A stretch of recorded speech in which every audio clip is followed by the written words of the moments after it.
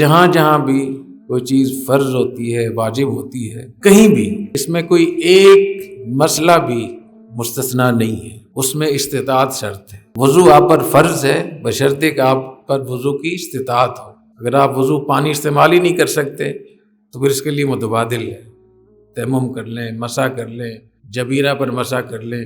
اور اگر آپ کا ہاتھ ہی نہیں ہے، خدا نخواستہ ہاتھ کٹا ہوا ہے، تو اس کا دھونا فرض ہوگا؟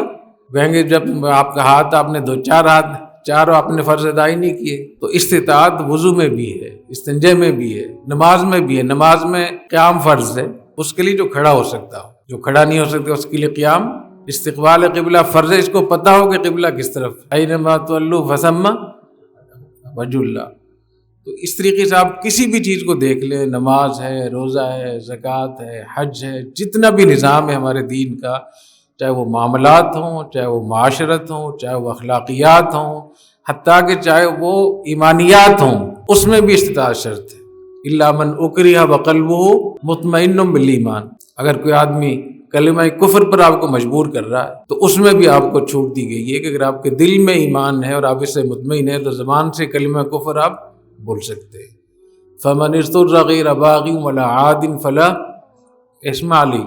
خنزیر ہے، مردار ہے، اس کی اجازت نہیں ہے۔ ہاں اگر آپ مضطر ہیں تو اس کی اضطرار کے بغیر اس کی اجازت۔ لا یکلف اللہ نفسا الا وسعها۔ اللہ تعالیٰ نے وسعت کے مطابق مکلف کیا ہے، وسعت سے زیادہ کسی کو تکلیف اللہ نے، یہ وہ بنیادی چیزیں ہیں جو کبھی تبدیل نہیں ہوئی۔ لا تبدیل لکلمات اللہ، ان میں یہ بات شامل ہے۔ استطاعت کا مطلب کیا ہے؟ کس کو کہتے ہیں استطاعت؟ استطاعت کا مطلب یہ ہے کہ رد عمل کا تحمل ہے یا نہیں۔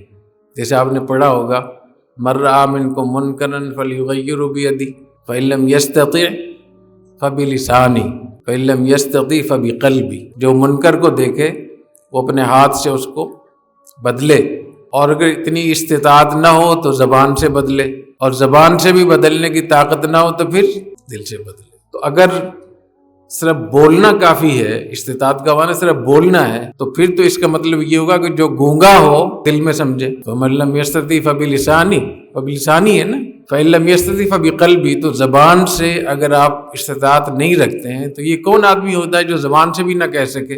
گونگا ہی ہوتا ہے نا۔ تو باقی جتنے بھی ہمارے دین کے احکام ہیں، جو فرائض ہیں، واجبات ہیں، جہاد، قتال، ہجرت اور جتنی بھی چیزیں ہیں، اس میں اس کو دیکھا گیا ہے کہ اس کا جو رد عمل ہوگا اس کا تحمل ہے یا نہیں۔